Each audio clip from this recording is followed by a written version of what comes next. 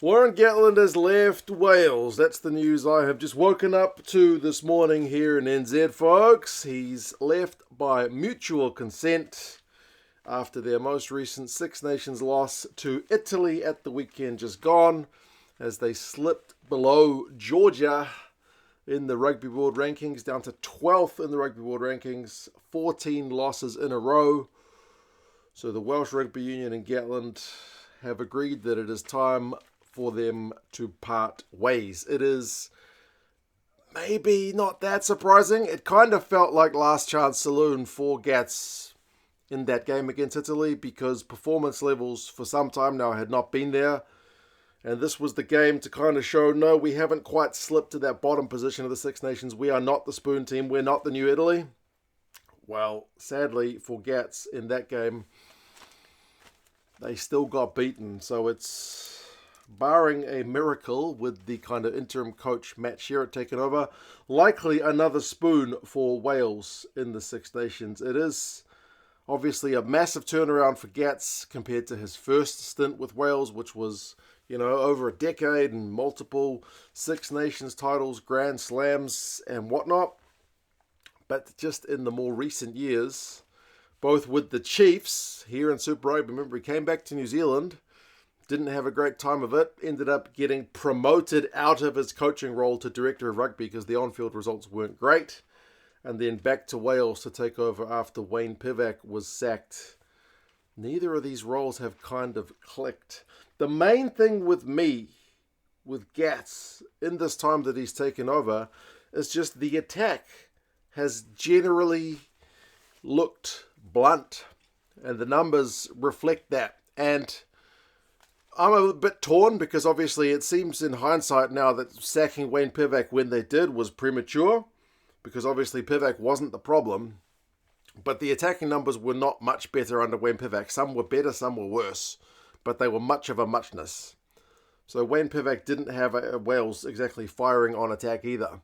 But they've not improved under Gats whatsoever. It's a bizarre one as well, because if you look at a guy like Joe Schmidt, who took over the Aussies, who were also in absolute disarray after the last World Cup, his first few games with the Wallabies, their attack was looking pretty basic as well.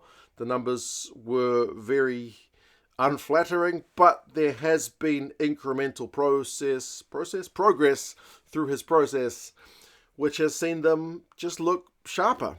And you can say they've got different players, it's the cattle, but part of it has to be the coaching. And it has just not clicked with Wales at the moment. How much of this is Rob Howley, I don't know. But as the head coach, it's the one, you're the one with the kind of head on the chopping block that needs to be able to get that right. And it just hasn't happened. The attack continues to struggle. They can't get go forward. At the end of that Italy game, they had 15 guys on the field. Italy had 13 guys on the field, and they still couldn't find space to even get out of their own 22 to potentially chase a draw. So the lack of attack, you feel like has cost Gats in this one. Matt Sherratt, the Cardiff coach, is going to take over in the interim just for the next 3 games, and then we will kind of see which direction Wales go in for their next kind of permanent coach. There's been a few names bandied about on the kind of short list. Franco Smith, the Glasgow coach, his stocks have certainly risen a lot. Remember, he wasn't that long ago before he was not very successful with Italy. I think Glasgow fans weren't particularly thrilled when he initially took over, but he's certainly seen his stocks rise a lot with some very successful campaigns with Glasgow. He's one of the guys being linked. Simon Easterby, current interim coach of Ireland, with very strong Welsh connections, has also been linked with the role. He's one of the names out there. Many of the kind of usual Welsh names which you might expect. I mean, Dwayne Peel, Dai Young, some of these other guys have kind of been linked with the role. Stephen Jones.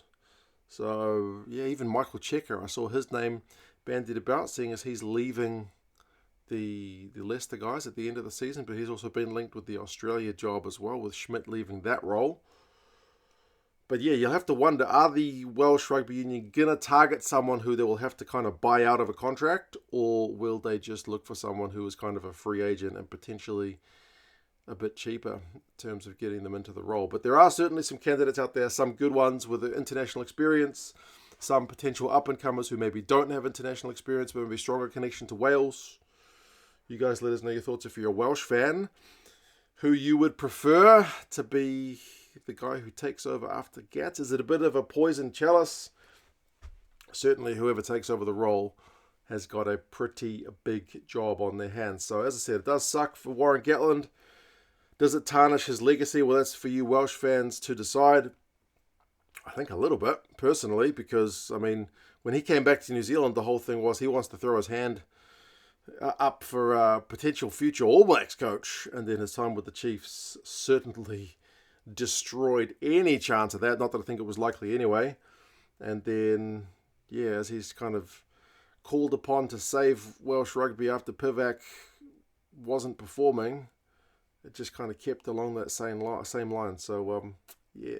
You guys let us know your thoughts. We will wait with news to see in the next few weeks, months, what happens with the Wales role. And hopefully Matt Sherritt can at least get the attack clicking a little bit. Maybe call up Max Llewellyn. Maybe Gareth Anscombe gets a recall. We'll kind of have to wait and see. You guys take care. Let us know your thoughts, and I'll talk to you guys again soon. See you later.